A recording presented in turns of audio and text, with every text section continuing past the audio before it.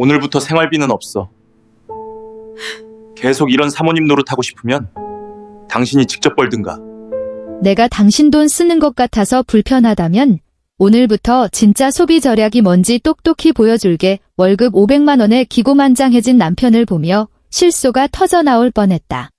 내가 건물 3채를 가진 건물주라는 사실은 더 이상 숨길 필요가 없을 것 같다. 공짜로 성대한 저녁 식사를 하고 싶다고? 좋아, 주방으로 가보시지. 내가 당신들을 위해 준비한 마지막 큰 선물이 있으니까. 그 순간 공기가 얼어붙는 듯 했다. 박성준은 거실 한가운데 서 있었다. 한때는 우직하고 성실해 보였던 그의 얼굴이 지금은 극도의 흥분과 정체 모를 우월감으로 일그러져 있었다. 그는 손에 쥔 짙은 파란색의 월급 카드를 마치 세상을 지배하는 왕의 지팡이인 양 꽉 움켜쥐고 있었다. 탁 하는 날카로운 소리가 울렸다. 그가 대리석 탁자 위로 카드를 거칠게 내던졌다.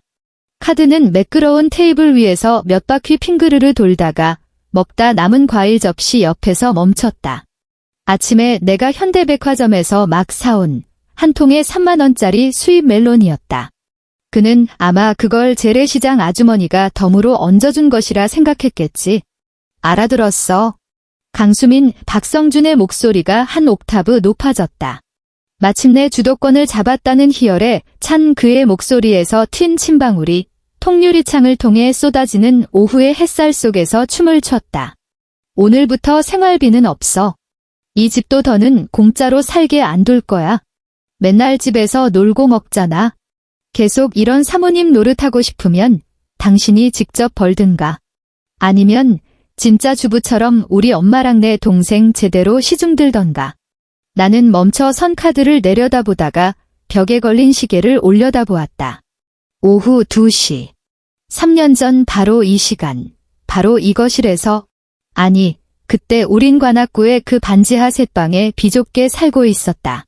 그때도 2시였지만 햇빛 대신 퀴퀴한 곰팡이 냄새만 가득했다. 박성준은 바닥에 무릎을 꿇고 석 달치 월급을 털어 산 깨알만 한 다이아 반지를 바치며 울면서 내게 말했다. 수민아, 이런 쥐뿔도 없는 놈이랑 결혼해줘서 고마워. 앞으로 내가 굶어 죽는 한이 있어도 너는 절대 고생 안 시킬게. 그때의 눈물은 뜨거워서 내 마음을 아프게 데웠다. 지금의 박성준은 내가 사준 제냐 맞춤 정장을 입고 내가 선물한 롤렉스 시계를 손목에 차고서 물론 그는 여전히 그게 A급 짝퉁인 줄 안다. 강남의 이 150평짜리 고급 아파트에 서서 내 코앞에 대고 기생충이라 욕하고 있었다. 기억 속에 그 남자는 죽었다. 돈에 부풀어 오른 욕망 속에서. 말해봐. 벙어리야, 내가 말이 없자 겁먹었다고 생각했는지 그는 더욱 의기양양하게 한 발짝 다가섰다. 구두가 페르시아산 카페트 위를 밟으며 둔탁한 소리를 냈다. 내가 가만히 있는다고 모를 줄 알아? 당신 매달 그 쓸데없는 화장품이랑 옷 사는 데만 200~300은 쓰잖아. 내 돈이 땅 파서 나오는 줄 알아? 500만 원. 요즘 500만 원 버는 게 얼마나 힘든 줄 알아? 500만 원. 그 숫자를 듣는 순간 무릎 위에 놓인 내 손가락이 미세하게 떨렸다. 두려워서가 아니었다. 목구멍 깊은 곳에서부터 치밀어 오르는 웃음을 참기 위해서였다. 내 손가락이 잠옷의 매끄러운 실크 감촉을 스쳤다. 그는 몰랐다. 지금 그의 발밑에 깔린 저 카페트 한 장 값이 그의 그 대단한 고액 연봉을 꼬박 2년간 한 푼도 안 쓰고 모아야 살 수 있다는 것을. 그는 더더욱 몰랐다. 이 집의 전세 보증금, 심지어 이 아파트 단지 뒤편 상가 거리에서 가장 목 좋은 건물 등기부등본에 누구의 이름이 적혀 있는지. 성준 씨, 내가 마침내 입을 열었다. 내 목소리는 나 자신도 놀랄 만큼 평온했다. 앞으로는 우리 완벽하게 더치페이하고 생활비는 각자 알아서 하자는 거죠? 그래, 그는 단호하게 대답했다. 그의 눈빛에 계산적인 빛이 스쳐 지나갔다. 그리고 앞으로뿐만 아니라 예전에 당신이 쓴 내 돈도 다 장부에 기록해둬야지.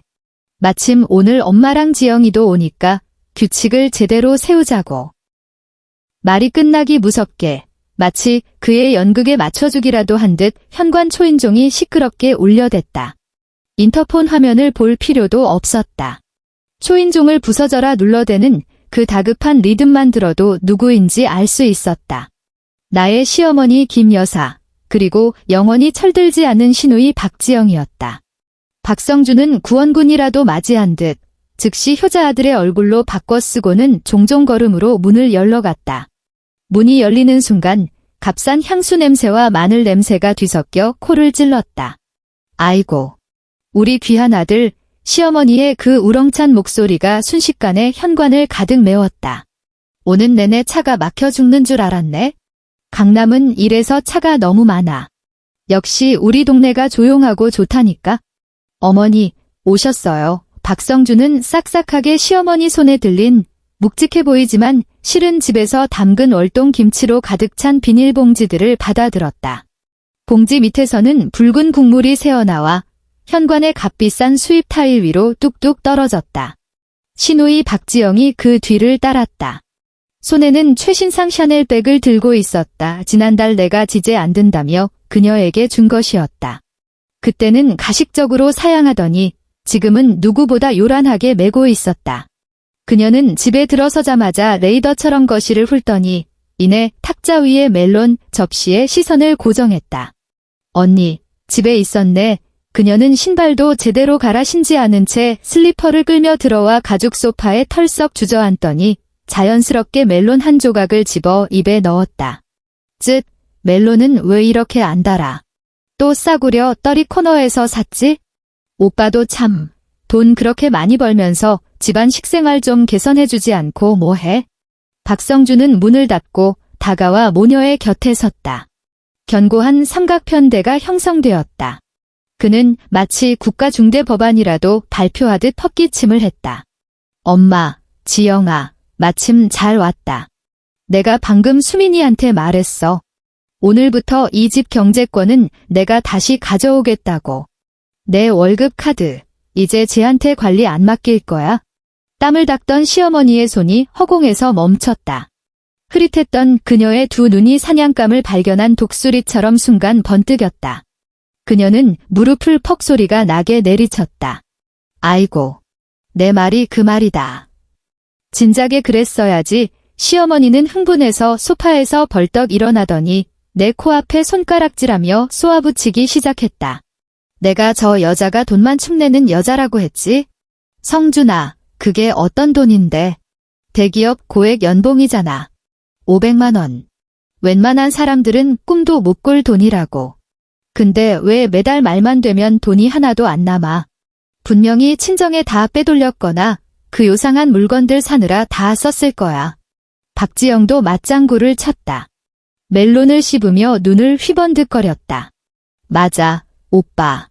언니 저 잠옷 좀 봐. 딱 봐도 길거리 싸구려 같은데 저번에 카드 명세서 보니까 몇십만 원이나 하더라.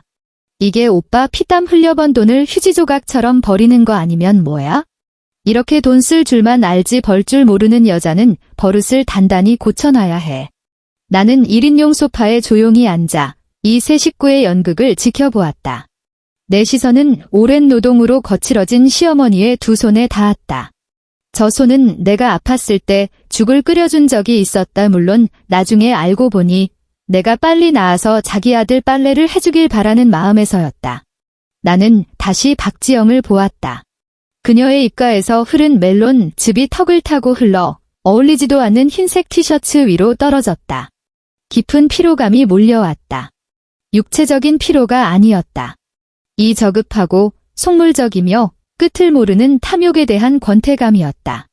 그래서 나는 그들의 환호를 끊고 말했다. 목소리는 얼음장처럼 차가웠다.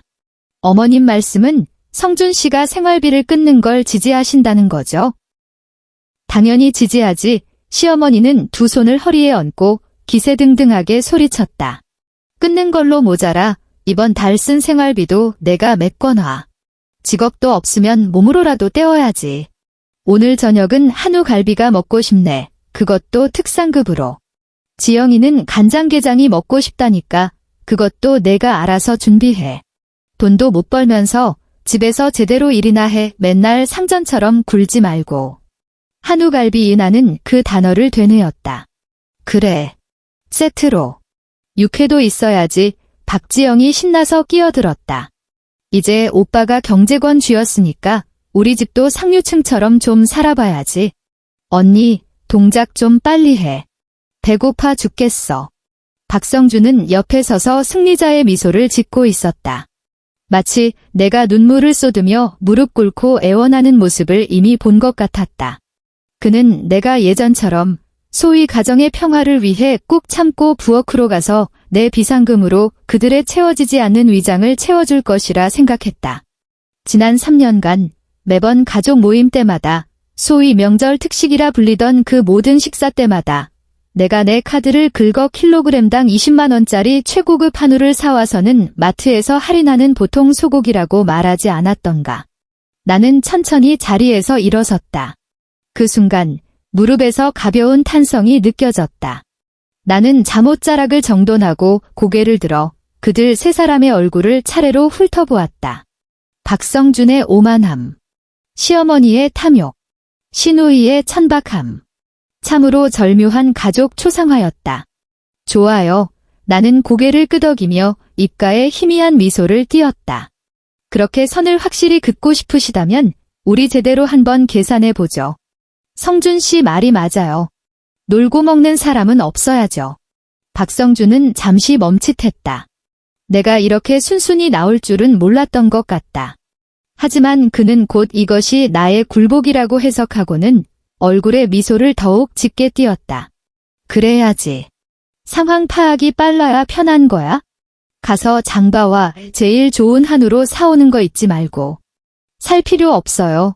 내가 나지막이 말했다. 냉장고에 다 있으니까. 그 말을 남기고 나는 그들의 의아한 시선을 뒤로 한 채 침실로 향했다.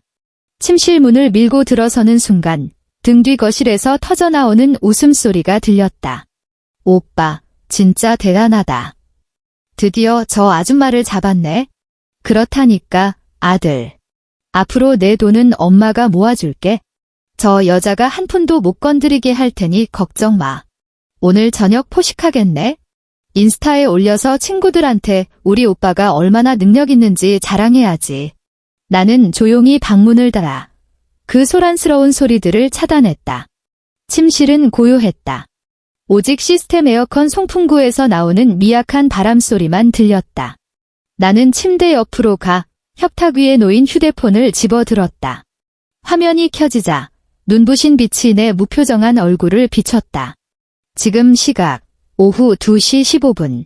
나는 휴대폰 잠금을 풀고 익숙하게 은행 앱을 열었다.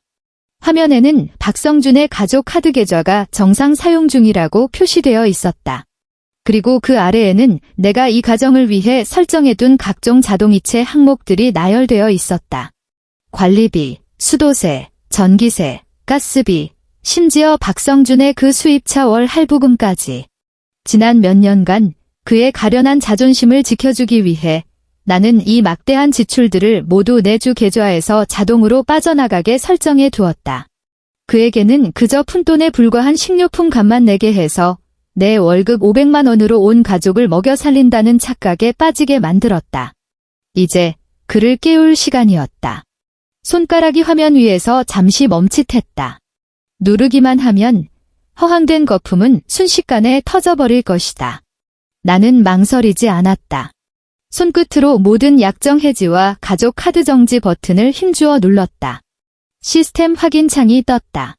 끝자리 9982번 가족 카드를 정지하고 연결된 모든 자동이체 서비스를 해지하시겠습니까? 나는 확인을 눌렀다. 휴대폰이 가볍게 진동했다. 마치 소리 없는 한숨 같았다. 이어서 화면 상단에 알림이 떴다. 처리가 완료되었습니다. 하지만 이걸로는 부족했다. 나는 주소록을 열어 김 변호사라고 저장된 번호로 전화를 걸었다. 전화는 신호음이 한 번 울리자마자 연결되었다. 사모님, 무슨 일이십니까? 전화기 너머로 김 변호사의 차분하고 전문적인 목소리가 들려왔다. 김 변호사님, 나는 통유리창 앞으로 걸어가 창밖의 화려한 강남 풍경을 바라보았다. 멀리 한강이 거대하고 냉정한 뱀처럼 반짝였다. 서류 하나 작성해 주세요.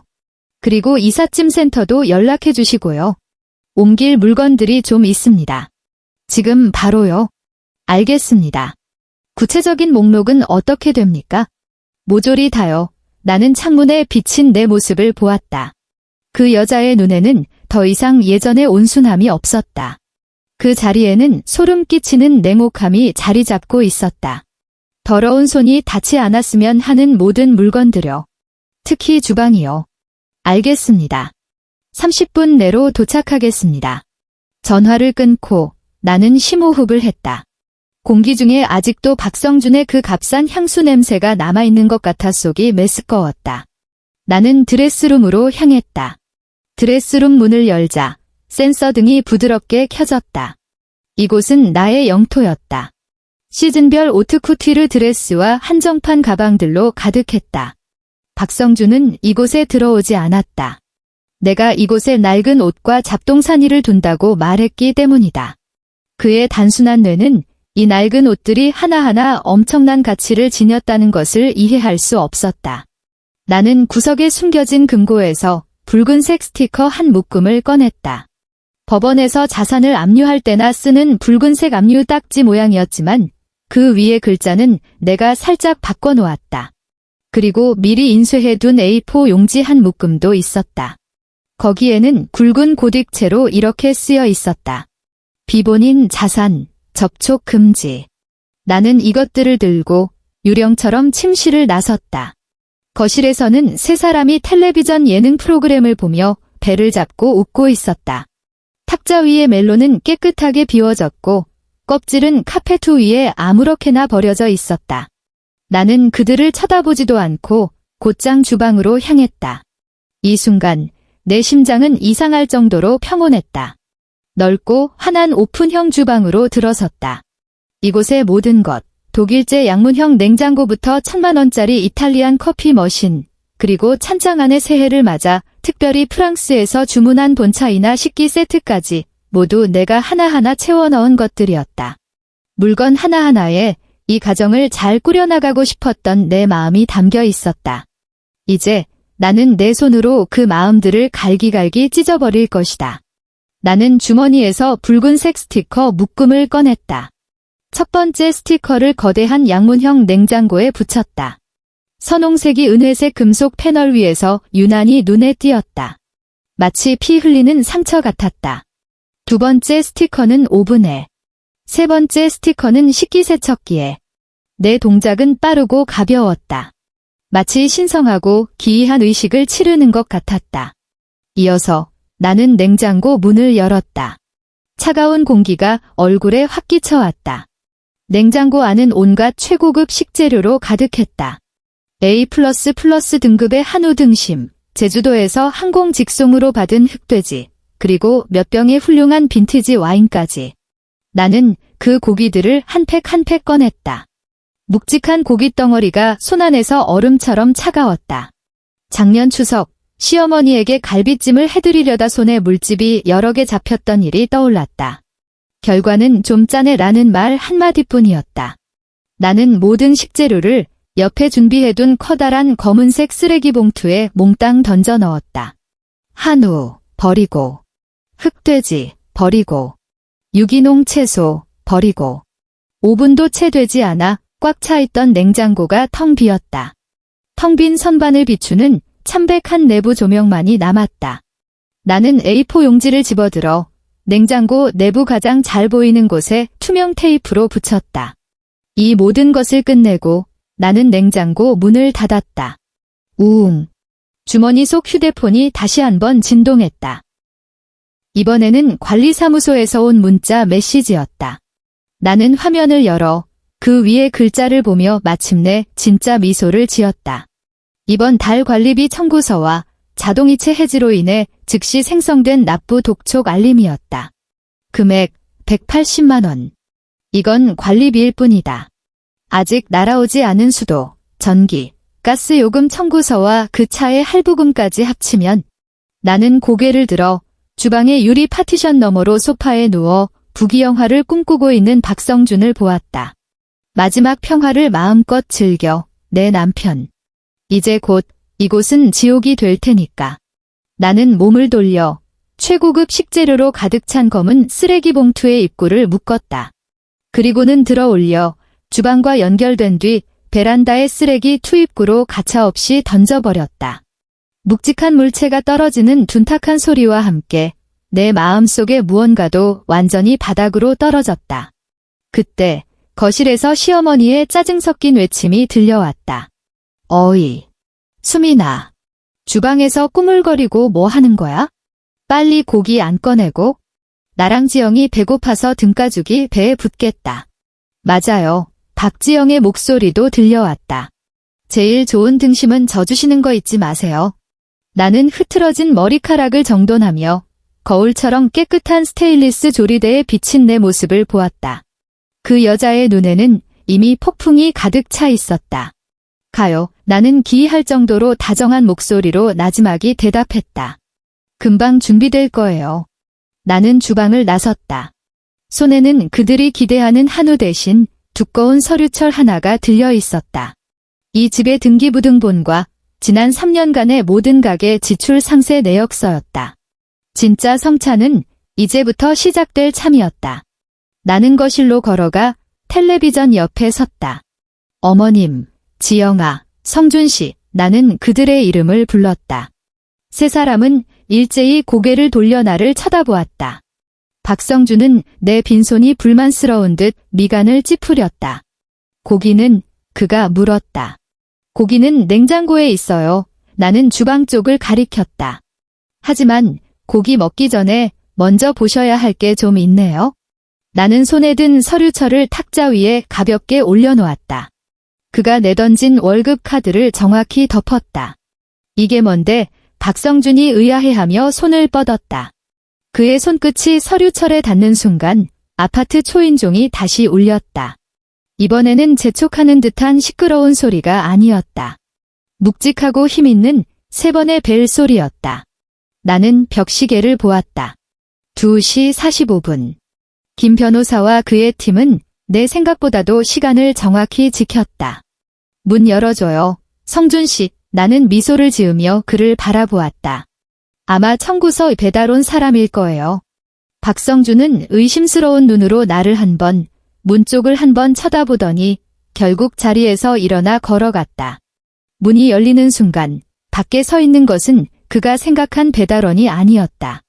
검은 양복에 선글라스를 낀 거구의 사내 넷, 그리고 그 맨 앞에 서류 가방을 들고 엄숙한 표정을 짓고 있는 김 변호사였다. 박성준 씨 되십니까? 김 변호사가 콧등에 금태 안경을 밀어 올리며 물었다. 그의 목소리는 판사가 판결문을 낭독하듯 차가웠다. 전데요. 누구시죠? 박성준은 이 위압적인 분위기에 완전히 압도당해 저도 모르게 몸을 뒤로 움츠렸다. 저희는 강수민 여사님의 위임을 받아 자산 정산 및 물품 이전을 진행하러 왔습니다. 김 변호사가 옆으로 비켜서자 뒤에 있던 4명의 경호원이 즉시 숙련된 동작으로 흰 장갑을 꼈다. 자산 정산이라니요. 박성준의 목소리가 떨리기 시작했다. 거실에 있던 시어머니와 시누이도 겁에 질려 일어섰다. 손에 들고 있던 리모컨이 바닥에 떨어졌다. 나는 느릿느릿 박성준의 뒤로 걸어가 순식간에 창백해진 그의 옆얼굴을 보며 귓가에 나지막이 속삭였다. 이 집에서 당신 것이 아닌 물건들을 전부 정리해서 내보내는 거죠. 나는 손을 들어 주방 쪽을 가리켰다. 아, 어머님 배고프시다고 했죠? 주방에 한번 가보세요. 한우는 없지만 제가 더 멋진 걸 남겨뒀거든요. 박성준이 획 고개를 돌려 눈알이 튀어나올 듯이 나를 노려보았다. 강수민, 너 미쳤어. 지금 무슨 짓이야? 나는 그의 포효를 무시하고 김 변호사를 향해 고개를 끄덕였다. 시작하시죠. 내 지시가 떨어지자 4명의 경호원이 물 흐르듯 안으로 들어와 거실 곳곳으로 흩어졌다. 그리고 그때 호기심과 배고픔을 참지 못한 시어머니가 혼란을 틈타 주방으로 달려 들어갔다. 다음 순간 처절한 비명이 아파트 전체의 정적을 갈랐다. 이게 다 뭐야? 그것은 붉은 압류 딱지가 덕지덕지 붙은 냉장고를 보았을 때 터져나온 절망의 외침이었다. 나는 눈을 감고 깊이 숨을 들이마셨다. 마치 아름다운 교향곡을 감상하는 것 같았다. 게임은 이제 막 시작되었다. 나는 눈을 떴다. 박성준이 허둥지둥 주방으로 달려가는 뒷모습을 보았다. 한때 그렇게 기세등등하던 남자가 지금 뛰는 모습은 꼭 상갓집게 같았다. 나는 손을 뻗어 약지에 낀 진작에 빼버리고 싶었던 값싼 결혼 반지를 부드럽게 어루만졌다.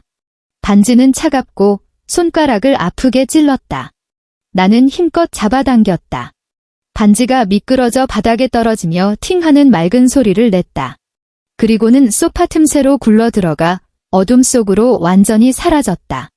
나는 발을 들어 그 값비싼 페르시아산 카페트 위를 힘껏 짓밟았다. 시어머니의 비명은 녹슨 톱날처럼 방 안의 마지막 남은 이성의 끈을 잘라냈다. 박성준은 비틀거리며 주방으로 뛰어들어갔다. 신발 밑창이 바닥에 끌리며 끼익 하는 날카로운 소리를 냈다. 나는 느긋하게 그 뒤를 따랐다. 내 발걸음 하나하나가 그의 허둥대는 박자에 맞춰졌다. 주방에서는 김 여사가 바닥에 주저앉아 있었다. 방금 전까지만 해도 한우 갈비를 움켜쥐려던 그 손이 지금은 거대한 양문형 냉장고를 향해 부들부들 떨고 있었다. 냉장고 문은 활짝 열려 있었고 안은 텅 비어 있었다. 내부 벽에 붙은 A4 용지 주위로 차가운 공기만 맴돌 뿐이었다. 마치 그녀의 무지를 비웃는 듯했다.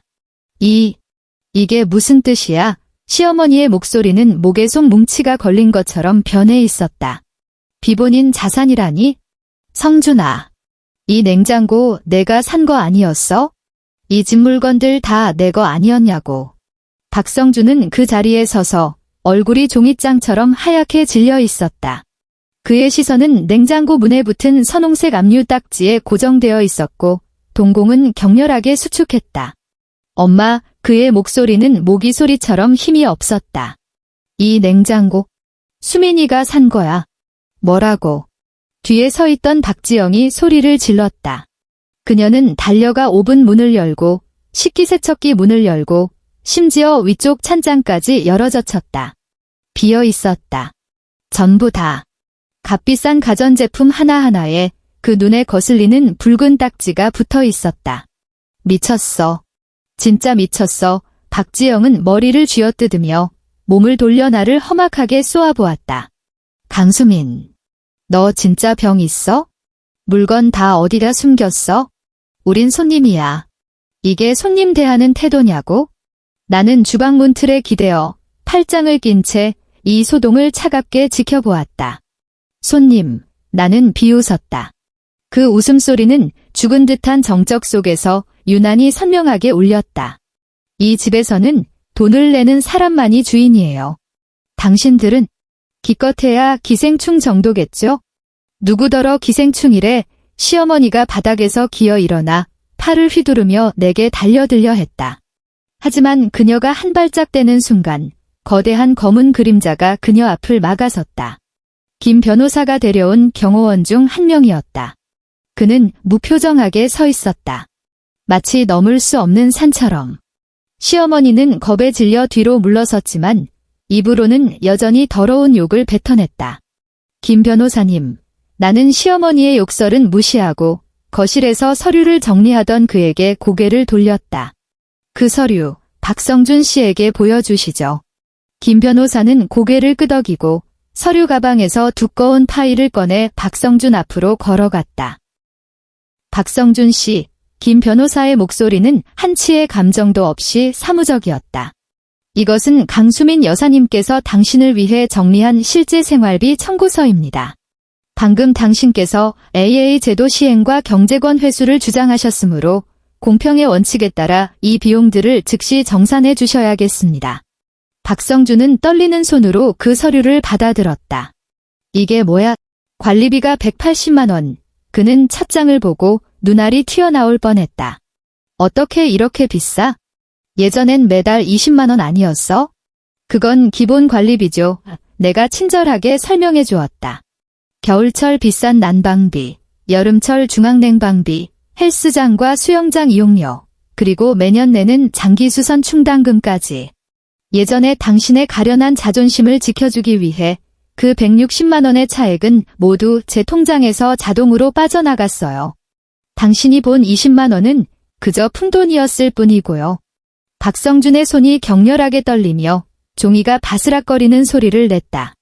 그리고 이 부분 김 변호사가 손가락을 뻗어 아래의 한 줄을 가리켰다. 당신의 그 BMW 5 시리즈 선수금은 강 여사님께서 지불하셨고 매달 할부금 역시 강 여사님의 가족 카드로 납부되었습니다. 명확히 구분하기로 하셨으니 남은 36개월 할부금과 선수금 5천만 원을 함께 상환해 주시기 바랍니다. 5천만 원. 박성준의 무릎이 풀리며 몸 전체가 조리대에 기댔다. 땀이 이마를 타고 흘러내려 청구서 위로 떨어지며 검은 잉크를 번지게 했다. 아직 놀라긴 일러요. 나는 주방으로 들어가 테이블 위에 있던 사과 하나를 집어들었다. 방금 일부러 버리지 않고 남겨둔 유일한 음식이었다. 나는 사과를 한 입 빼어 물었다. 아삭하는 소리가 억압된 주방 안에서 울려 퍼졌다. 이 집 전세 보증금 15억 원이에요. 나는 이미 핏기 하나 없는 박성준의 얼굴을 보며 또박또박 말했다. 계약서에는 제 이름이 적혀 있고요. 저를 쫓아내거나 하녀처럼 부려먹을 생각이라면 그 돈부터 먼저 갚아주셔야겠네요. 15억. 이번에 비명을 지른 것은 시어머니였다. 그녀는 눈을 뒤집고 거의 기절할 뻔했지만 다행히 박지영이 부축했다. 이건 말도 안 돼. 박지영이 소리쳤다. 오빠가 이 집 자기가 얻은 거라고 했어. 연봉이 높아서 회사에서 지원해준다고. 내 오빠가 너희를 속인 거야. 내가 차갑게 그녀의 말을 끊었다. 마치 나를 속였던 것처럼. 회사에서 핵심 인재인 척했지만 실은 언제든 대체될 수 있는 중간 관리자일 뿐이었지. 마치 그 손목의 롤렉스가 A급 짝퉁인 것처럼. 닥쳐. 너 닥쳐. 박성준은 꼬리가 밟힌 고양이처럼 미친 듯이 소리쳤다. 그의 눈은 충혈되었고 목에는 핏대가 섰다. 그는 완전히 붕괴 직전이었다. 수치심.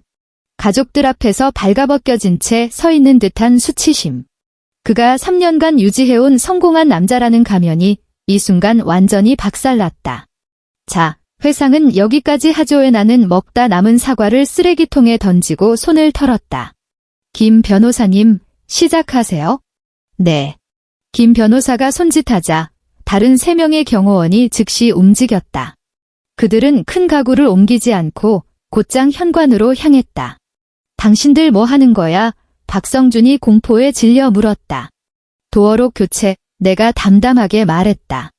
계산을 명확히 하기로 했으니 이 집의 사용권은 이제 제게 있습니다. 15억 원의 보증금을 지불하기 전까지는 제 집에서 나가주시죠. 내가 감히 우릴 쫓아내 시어머니가 충격에서 벗어나자 억지를 부리는 본능이 순식간에 깨어났다. 그녀는 바닥에 주저앉아 양손으로 바닥을 치며 통곡하기 시작했다. 아이고, 세상에 이런 법이 어디 있어. 며느리가 시어머니를 내쫓네. 여러분, 와서 좀 보세요. 이 악독한 여자가 우리 가족을 다 죽이려고 해요. 그녀의 울음소리는 귀가 찢어질 듯 했고 복도까지 울려 퍼졌다. 나는 미간을 찌푸렸다. 이런 시장 바닥 아낙네 같은 수법은 정말 하나도 변하지 않았다. 저분, 밖으로 모시세요. 나는 경호원에게 말했다. 체구가 우람한 2명의 경호원이 즉시 상전, 시어머니의 양팔을 좌우에서 붙잡았다.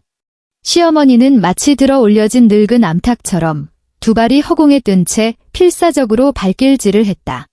이거 놔. 내 놈들이 감히 날 건드려. 경찰에 신고할 거야. 고소할 거라고. 엄마. 박성준이 어머니를 구하러 달려들려 했지만 다른 경호원이 한 손으로 가볍게 막아섰다. 살짝 밀자. 그는 비틀거리며 몇 걸음 물러나 압류 딱지가 붙은 냉장고에 부딪혔다. 강수민. 너 진짜 악독하다. 박지영이 소리를 지르며 내 얼굴을 핥히려고 달려들었다. 나는 그 자리에 꼼짝도 하지 않았다. 그녀의 손톱이 내 코끝에 닿기 직전 흰 장갑을 낀 커다란 손이 쇠집게처럼 그녀의 손목을 움켜쥐었다. 아가씨, 자중하시죠. 경호원이 차갑게 말하고는 손목을 한 번 털었다. 박지영은 넝마 인형처럼 옆으로 내팽개쳐졌다. 나는 이 세 식구의 꼴사나운 모습을 보며 마음속에 어떤 파문도 일지 않았다. 5분 들이죠. 나는 침실로 향하며 차가운 뒷모습을 남겼다. 5분 뒤에도 제 집에 계신다면 주거침입으로 경찰에 신고하겠습니다. 장담하건대 경찰이 오면 창피한 건 당신들일 거예요. 침실로 돌아와 문을 잠그고 문에 기댄 채 깊은 숨을 내쉬었다.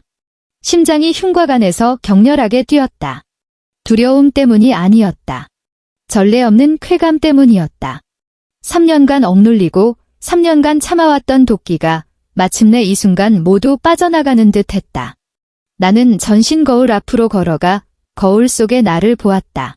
몸에 걸친 달아빠진 면 잠옷이 너무나 우스꽝스러워 보였다. 이것이 지난 3년간 나의 축소판이었다. 수수하고 순종적이며 아무런 빚도 없는. 나는 손을 뻗어 단추를 풀고 잠옷을 벗어 쓰레기처럼 바닥에 던져버렸다. 그리고 늘 잠가두었던 옷장의 다른 칸을 열었다. 그 안에는 결혼 전 나의 옷들이 걸려 있었다. 하나하나 정성스럽게 더스트백에 쌓여 있었다. 나는 검은색 생로랑 르 스모킹 수트 한 벌을 꺼냈다. 날렵하게 재단된 슬랙스, 허리를 잡아주는 재킷, 그리고 실크 소재의 흰색 셔츠. 셔츠를 입자 비단결의 차가운 감촉이 피부에 닿으며 정신이 번쩍 들었다. 재킷에 금색 단추를 채우고 허리띠를 맸다. 나는 화장대 앞에 앉아 오랫동안 쓰지 않았던 정열적인 레드 립스틱을 집어들었다. 거울 속 여자의 눈빛이 점점 날카로워졌다. 그 온화하고 현숙했던 가면이 조금씩 벗겨지며 원래의 비즈니스 세계에서 냉철한 결단을 내리던 강수민의 모습이 드러났다. 립스틱을 바르고 입술을 살짝 오므렸다. 피처럼 선명한 붉은색이었다. 마지막으로 보석함을 열어 파텍 필립 시계를 손목에 차고 다이아몬드 귀걸이 한 쌍을 골라 착용했다. 더 이상 할인 야채를 사기 위해 돈을 아끼는 주부가 아니었다. 지금의 나는 이 건물의 주인이자 그들의 운명을 쥔 신이었다. 내가 다시 침실을 나섰을 때 거실은 이미 훨씬 조용해져 있었다. 그 세 사람은 마치 상갓집 개처럼 경호원들에게 정중히 현관으로 끌려나가 있었다. 그들의 신발은 어지럽게 흩어져 있었고 아까 가져온 김치통은 엎어져 붉은 국물이 바닥에 흥건했다. 역한 냄새가 진동했다. 내가 나오는 것을 보고 박성준은 눈에 띄게 멈칫했다. 그는 멍하니 나를 바라보았다. 마치 처음 보는 사람처럼. 그 순간 나는 그의 눈에서 경탄과 후회를 보았지만 그보다 더 깊은 공포를 읽었다. 눈앞의 이 여자는 감히 똑바로 쳐다볼 수 없을 만큼 강력한 아우라를 뿜어내고 있었다. 그 완벽하게 재단된 수트, 손목에서 빛나는 명품 시계, 그리고 그 거만한 태도 모두가 그를 초라하게 만들었다. 수민아, 그는 더듬거리며 내 이름을 부르고는 비굴한 미소를 지으려 애썼다. 우리 부부잖아. 이렇게까지 할 필요는 없잖아. 엄마는 연세도 많으시고 아까는 그냥 순간 욱해서 부부. 나는 그의 앞으로 걸어갔다. 하이힐이 바닥을 두드리는 소리가 맑게 울렸다. 나는 그보다 키가 작았지만 이 순간 내가 그를 내려다보고 있는 것 같았다. 당신이 더치페이 하자고 말한 그 순간부터 내 면전에 월급 카드를 던지며 모욕한 그 순간부터 우리는 이미 부부가 아니었어요. 내가 손을 내밀자 김 변호사가 즉시 서류 하나를 건넸다. 이혼 서류예요. 나는 서류를 그의 가슴팍에 탁소리 나게 던졌다. 서명해요. 10수억의 빚을 지고 싶지 않다면, 사기죄로 고소당하고 싶지 않다면 지금 당장 서명하는 게 좋을 거야. 이혼. 박성준은 허둥지둥 서류를 받아들었다. 그의 얼굴은 잿빛이었다. 안 돼. 이혼 못해. 수민아, 내가 잘못했어. 정말 잘못했어. 아까 한 말 다 취소할게. 월급 카드 당신 가져. 다 당신이 관리해. 앞으로 뭐든지 당신 말 들을게. 그는 내 손을 잡으려 했지만 나는 혐오스럽다는 듯이 피했다. 늦었어. 내가 차갑게 말했다. 박성준, 기회는 수없이 줬어. 당신이 직접 그 기회들을 짓밟은 거야? 저 사람, 끌어내요. 나는 몸을 돌려 더 이상 그를 쳐다보지 않았다. 안 돼. 숨이 나. 이럴 순 없어. 난 내 남편이야. 이 집의 가장이라고. 박성준의 절규가 등 뒤에서 울려 퍼졌고 이내 시끄러운 신랑이 소리가 이어졌다. 내 아들 놔. 이 강도 놈들아, 시어머니의 비명이 다시 터져나왔다. 내 가방. 내 샤넬 가방 아직 안에 있단 말이야. 박지영이 울부짖었다. 쾅. 둔탁하고 거대한 소리와 함께 그 무거운 현관문이 그들 앞에서 굳게 닫혔다. 모든 소음, 모든 탐욕, 모든 추악함이 문 밖으로 격리되었다. 세상이 마침내 고요해졌다. 나는 텅 빈 거실에 서서 바닥에 낭자한 김치 국물을 내려다보았다. 그들이 남긴 마지막 흔적이었다. 김 변호사가 내 곁으로 다가와 나지막이 물었다. 사모님, 청소부를 부를까요? 아니요. 나는 그 붉은 얼룩을 보며 차가운 미소를 지었다. 마를 때까지 지켜볼 거예요. 이건 내 어리석었던 과거의 묘비명이니까. 나는 통유리창 앞으로 걸어가 아래를 내려다보았다. 잠시 후 3개의 작은 형체가 아파트 정문에 나타났다. 그들은 차가운 바람 속에서 오들오들 떨고 있었다. 박성준은 야은 정장 차림으로 손에는 그 이혼 서류를 쥐고 있었다. 시어머니는 화단에 주저앉아 무릎을 치며 통곡했고 지나가는 사람들은 이상한 눈으로 그들을 쳐다보았다. 어떤 사람은 심지어 휴대폰을 꺼내 사진을 찍고 있었다. 나는 휴대폰을 들어 한 번호로 전화를 걸었다. 여보세요. 인사팀 이 부장님이시죠? 저 강수민입니다. 네, 귀사의 박성준 과장건으로 드릴 말씀이 좀 있어서요. 전화를 끊고 나는 창밖으로 서서히 켜지는 네온 사인을 바라보았다. 서울의 야경은 여전히 화려하고 찬란했다. 그리고 박성준의 지옥은 이제 막 서막을 열었을 뿐이었다. 2달 후, 서울의 겨울은 유난히 일찍 찾아왔다. 11월의 바람은 칼날처럼 얼굴을 베었고 살까지 아렸다. 광화문이 한 오피스 빌딩 안, 난방은 충분했지만 나는 공기 중에 서늘한 한기가 감도는 것을 느꼈다. 나는 널찍한 가죽 회장 의자에 앉아 몸을 돌려 거대한 통유리창을 마주했다. 손에는 막 내린 뜨거운 커피 잔을 들고 있었다. 피어오르는 김이 시야를 흐릿하게 만들었다. 이 회사를 인수하는 기분이 이런 걸까? 생각만큼 짜릿하지는 않았다. 오히려 모든 것이 제자리를 찾은 듯한 평온함이 느껴졌다. 태진무역이라는 이름의 이 중소물류회사는 박성준이 그토록 자랑스러워하던 직장이었다. 그는 이곳에서 5년간 일하며 자부심을 느꼈고 자신이 이 회사의 기둥이라고 생각했다. 그는 몰랐다. 이 회사가 경영난으로 반년 전부터 자금줄이 막혀 계속해서 인수자를 찾고 있었다는 사실을. 그리고 내가 바로 그 인수자였다. 사무실 책상 위에 내선 전화가 울렸다. 회장님, 비서의 상냥한 목소리가 들려왔다. 영업 일부의 박성준 과장이 도착했습니다. 그가 해고하지 말아달라고 애원하고 있습니다. 나는 커피잔을 내려놓고 매끄러운 원목 테이블 위를 손가락으로 가볍게 두드렸다. 들여보내. 문이 열리는 순간 차가운 바람이 함께 스며드는 듯 했다. 박성준이 들어왔다. 익숙한 얼굴이 아니었다면 거의 알아보지 못할 뻔했다. 불과 2달 만에 그는 10년은 늙어 보였다. 한때 그가 보물처럼 여기던 제냐 정장은 이제 구깃구깃해졌고 소매 끝은 달아해져 있었으며 정체 모를 얼룩이 묻어 있었다. 그의 머리는 며칠은 감지 않은 듯 헝클어져 있었고 턱에는 수염이 덥수룩했다. 눈은 퀭하게 들어가 있었고 눈빛은 흐리고 공허했다. 듣자 하니 그는 집에서 쫓겨난 후 어머니와 여동생을 데리고 비좁은 고시원에 들어갔다고 했다.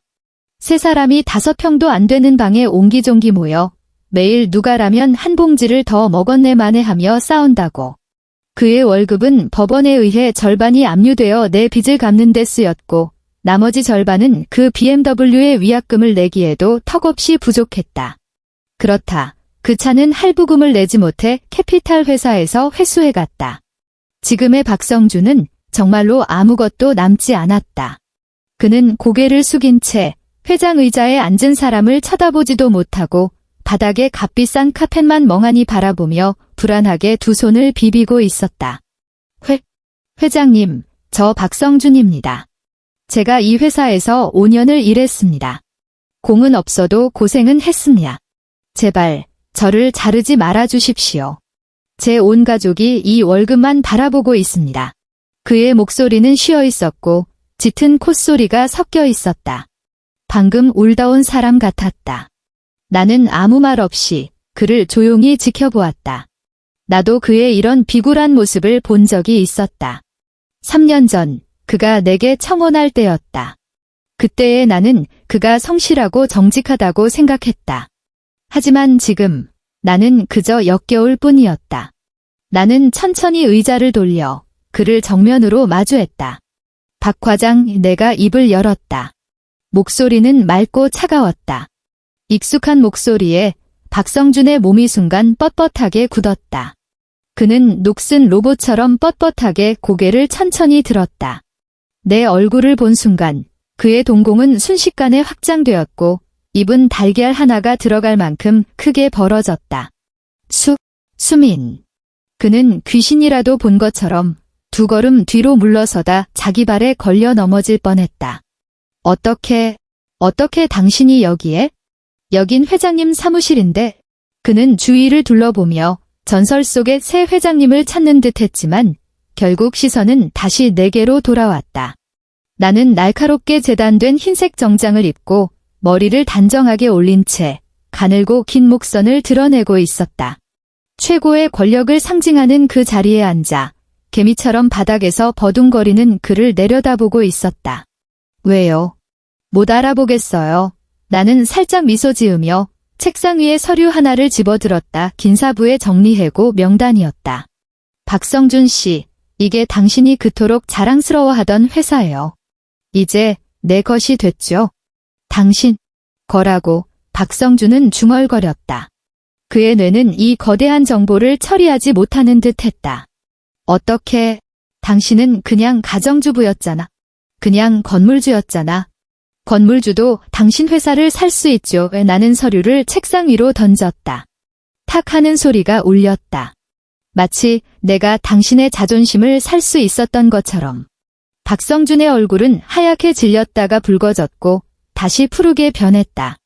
수치, 분노, 충격, 절망, 온갖 감정이 그의 얼굴 위에서 뒤섞였다.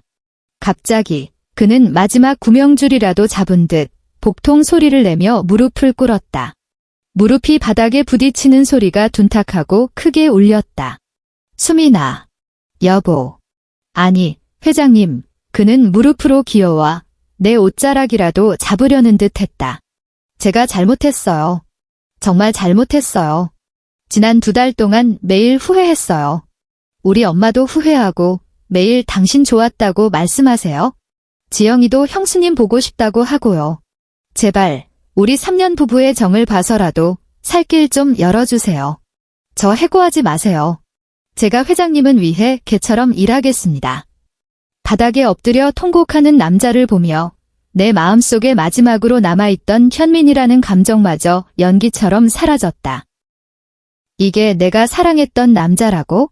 이게 나에게 소비 절약을 시켜주겠다며 거들먹거리던 그 남자라고? 정말이지 웃기는 일이었다.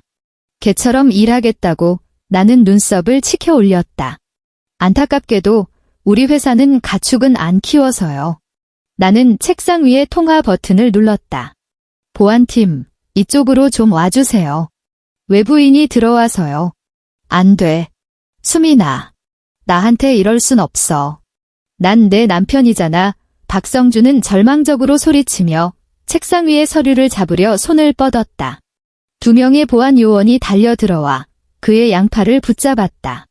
2달 전 그를 집에서 쫓아냈을 때와 똑같은 모습이었다. 끌어내 나는 손을 휘저었다. 마치 파리를 쫓아내듯이. 박성준은 문 밖으로 끌려가면서도 필사적으로 고개를 돌리며 발버둥 쳤다. 강수민. 이 독한 여자. 너 천벌 받을 거야. 내가 저주할 거야. 쾅. 사무실의 두꺼운 문이 다시 닫히며 모든 소음을 차단했다. 세상이 다시 고요해졌다. 나는 자리에서 일어나 통유리창 앞으로 걸어가 발 아래 끊임없이 흐르는 차량과 행인들을 내려다보았다. 광화문 광장에는 사람들이 개미처럼 바쁘게 움직이고 있었다. 휴대폰이 진동했다. 은행에서 온 문자 메시지였다. 고객님 계좌에 30억 원이 입금되었습니다. 내용, 상가 임대 수익. 나는 화면의 숫자를 보며 입가에 옅은 미소를 지었다. 이것이 현실이다.